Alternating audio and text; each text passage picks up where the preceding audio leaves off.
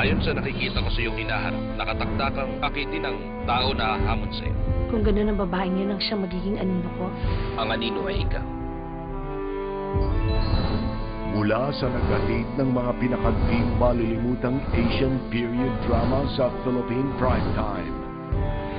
pinagbintangan po si Ama. Namatay siya na walang kasalanan. Isang ulilang may ipinangako sa ama.